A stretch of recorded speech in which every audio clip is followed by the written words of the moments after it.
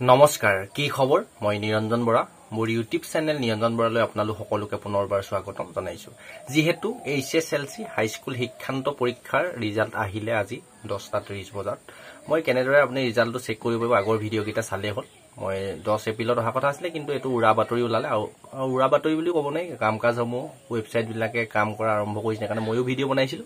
তাতো বহুতে উল্টা পুল্টা কমেন্ট কৰিছিলে যে ৰিজাল্ট অফিচিয়েল নটিচ নহাকে কিয় ভিডিও বনাবলৈ এনেকুৱা কথা আছিল কিছুমান একো নাইব কিবা এটা যেতিয়ালৈকে সঠিক ইনফৰমেশন নাপাও তেতিয়ালৈকে মই বিশেষকৈ ভিডিও নবনাও আৰু যদি কন্টিনিউ ভিডিও কিন চাই আহিছে আপুনি গম পাইছে যেটো কথা কৈছো হেতু সত্য প্ৰমাণিত হ'বলৈ গৈ আছে সেইকাৰণে অতি সোনকালে 10000 মানুহ মোৰ লগত জড়িত হৈছে মানে হ'ব আগন্তুক দিনত বৰ বিশেষ মানুহ নালাগে 10000 কমপ্লিট হ'ব সাবস্ক্ৰাইবাৰ এতিয়া কথা হল যি সকলে মেট্ৰিক পাস কৰিলে তেওঁলোকৰ যাৰ যেনেকুৱা ৰিজাল্ট হল টেনশন লব নালাগে মেট্ৰিকৰ ৰিজাল্টটোৱে সৰ্বশ্ৰেষ্ঠ নহয় জীৱনত আৰু আপোনালোকে যি সকল বেয়া হল একো নাই নেক্সট টাইম আকৌ কম্পাৰমেন্টাল দিব পাৰে 2-3 খনত যদি বেয়া হল বা এখনত বেয়া হল আৰু নেক্সট অহা বছৰলৈ আপুনি ভালদৰে প্ৰিপাৰেচন কৰি মেট্ৰিকটো পাস কৰিবলৈ চেষ্টা কৰক মেট্ৰিক পাস কৰিলে যে বহুত ডাঙৰ কাম এনেকুৱা কথা কোনো ধৰণৰ নহয় ডাঙৰ কাম হয়ব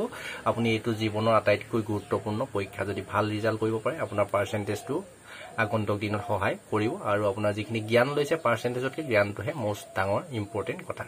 এইখিনি আপোনালোকে বেয়া হল যদি টেনশন লব নালাগে মোৰ কথা শুনিবা মেট্ৰিকৰ ৰিজাল্টটো বহুত ভাল হল যদিও মোৰ কথা শুনিবা এটা কথা তুমি এতিয়া ভাল হল বুলি বুকু ফিন্দাই ঘুৰি ফুৰি একো লাভ নাই জীৱনত যদি তুমি কিবা এটা কৰিব নোৱাৰা যদি তুমি বেয়া হল একো নাই তুমি যদি ভাল কিবা এটা কৰিব পৰা তোমাৰ এইটো অনলি ৰিজাল্ট দিয়াটো খুব বেছি এমাহ মানলৈকে তোমালোকৰ পপুলেশনটো থাকিব আৰু তাৰ পিছত তোমাৰ সকলোৱে পাহৰি যাব ফাৰ্স্ট ডিভিজন পাইছে নে সেকেন্ড ডিভিজন এইখিনি কোনো খবৰ নলে আৰু তেতিয়া 18 বছৰ পাৰ হৈ যাব 20-21 বছৰ হ'ব তেতিয়া তোমাক সুধিব মেট্ৰিকত কিমান ডিভিজন পাইছিল এটো কথা কিতিয়াও নুহুদে সুধিব মাত্ৰ কি কৰি আছা বৰ্তমান সেই কাৰণে এতিয়া যেহেতু মেট্ৰিক পাস কৰিলা তোমালোকে সিনিয়ৰ হৈছা বুলি অলপ ধৰিব পাৰি সেইভাবে তোমালোকে নিজৰ ভৰিৰ ওপৰত নিজে থিয় হ'বলৈ চেষ্টা কৰা হেইটোৱে মোস্ট ইম্পৰ্টেন্ট কথা বিশেষকৈ যি সকলে পাস কৰিছা তেওঁলোকে মোৰ চেনেলটো সাবস্ক্ৰাইব কৰি ৰাখিবা যেহেতু চৰকাৰী চাকৰিমুখী হ'ব এতিয়া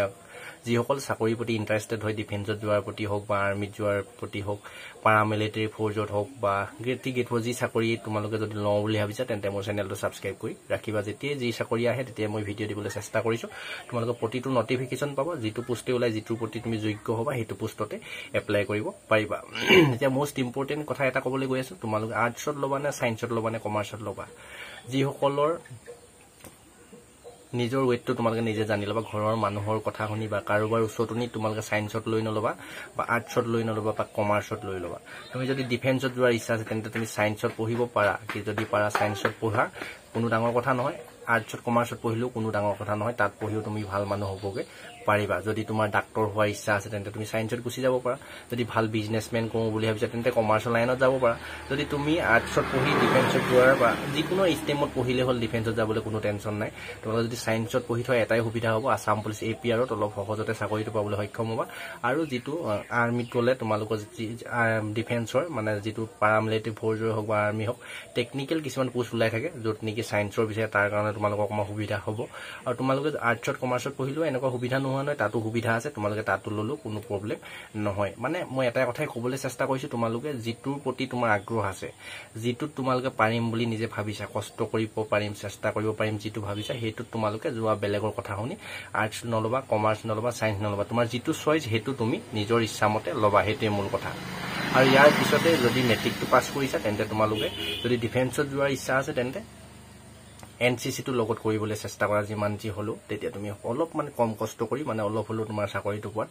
সহায়ক হ'ব আৰু 2 নম্বৰতে কথা হল হাতৰ বিদ্যা এটা তোমালোকে শিকি লোৱা মেট্ৰিক পাস কৰাৰ পিছতে যি কোনো কম্পিউটাৰ শিকিব পাৰা গাড়ী শিকিব পাৰা মানে পঢ়াৰ লগতে হাই সেকেন্ডাৰী পঢ়াৰ লগতে তোমালোকে নিজৰ হাতৰ বিদ্যা এটা লাইফত কিবা এটা কৰি খাব পৰা তুমি কিবা এটা ব্যৱস্থা এইটো সময়ৰ পৰা ষ্টাৰ্ট কৰি দিয়া এতিয়া মেট্ৰিক পাস কৰিলে বুলি গোটে যদি 2 বছৰ তুমি ঘূৰি পঠিয়াই দিয়া পিছত তোমালোকে পস্তাবলগীয়া হ'ব মোৰ কথা হয় নহয় তোমালোকে মনত ৰাখিবা এইখিনি অকনমান তোমালোকক মোটিভেশন কৰিবলৈ ভিডিওটো বনাল বিশেষকৈ যদি তোমালোকে চাকৰি লম বুলি ভাবিছা তাত ডিফেন্সত যাম বুলি ভাবিছা এনসিটি কৰিবাই আৰু যদি তাৰ লগতে কম্পিউটাৰ ক্লাছটো তোমালোকে কৰিবলৈ চেষ্টা কৰা কম্পিউটাৰ বুলি নহয় আৰু লগতে হাতৰ বিদ্যা গাড়ী শিকিব পাৰা তুমি তাৰ পিছত তোমালোকৰ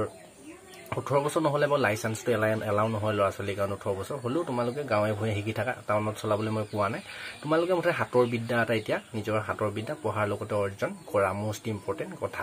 তোমাৰ এতিয়া এইটো ৰিজাল্ট এতিয়া সুধিব তুমি কিমান ডিভিজন পাইছা এক মাহ মানলৈকে আৰু তুমি যেতিয়া 18 বছৰ পাৰ হ'বা আমাৰ নিচিনা হ'বাগে তেতিয়া তোমাক কি কৰা বুলি সুধিব চিনাকিটো দিবলৈ তুমি লাজ লাগিব যদি এইটো সময় ঘূৰি ফুৰি কটাই দিয়া সেইবাবে তোমালোকে য'তেই নবহা নিজৰ ভৰিৰ ওপৰত থিয় হ'ব পৰাকৈ কিবা এটা হাতৰ বিদ্যাও ৰাখি লোৱা আৰু লগতে পঢ়াটো কন্টিনিউ কৰি নিয়া আৰু যাৰ ঘৰ ধনী মানুহ মাক দেউতাকৰ চাকৰি আছে তেওঁলোকক ক'বলগীয়া নাই তেওঁলোকৰ মাক বাপেকে কিবা সুবিধা কৰি দিব তেতিয়া যি ইচ্ছা তোমালোকে কৰিব পাৰা কিন্তু মাক দেউতাকৰ পইচা খৰচ কৰি খতম কৰিও লাভ নহ'ব তুমি মাক দেউতাৰ পইচা আজীৱন আহি নাথাকে খৰচ হৈ থাকিলে তোমাৰ লাখ টকা হ'লেও একদিন খৰচ কৰিবলৈ নোযোৱা এনেকুৱা কিছুমান কথা থাকে সেইকাৰণে তোমালোকে হাতৰ বিদ্যা এটা শিকা আৰু পঢ়া শুনাটো কৰা আৰু যদি ডিফেন্সত যাওঁ বুলি ভাবিছে তেন্তে মেট্ৰিক পাছ কৰাৰ পিছতেই তোমালোকে NCCটো কৰিবলৈ চেষ্টা কৰে মানে NCCটো কৰাই পিছত গম পাবা এই কথাখিনি গুৰুত্ব এইখিনিয়ে চেনেলটো ছাবস্ক্ৰাইব কৰি ৰাখিবা তোমাৰ ভাল লাগিলে যদি লাইক কৰি দিবা সকলো লগৰ ভাইটি ভণ্টি যদি যিসকল অভিভাৱকে চাই আছে দাদা বাইদেৱে চাই আছে তেওঁলোকলৈ শ্বেয়াৰ কৰি দিবা অকণমান মটিভেশ্যন কৰিবৰ কাৰণে ভিডিঅ'টো বনালোঁ তেনেকুৱা কোনো বেলেগ আপডেট নাই ডেছক্ৰিপশ্যনতে হোৱাটছআপ গ্ৰুপৰ link Telegram channel link Insta ID গোটেইখিনি আছে ফ'ল' কৰি ল'বা মোৰ লগত যদি জড়িত হৈ থাকিব বিচাৰা নেক্সট আকৌ অন্য এটা অতি গুৰুত্বপূৰ্ণ ভিডিঅ' সৈতে তোমালোকক লগ পোৱাৰ প্ৰতিশ্ৰুতি আজি এই ভিডিঅ'টো পৰা ইমানতে বিদায় লৈছোঁ ধন্যবাদ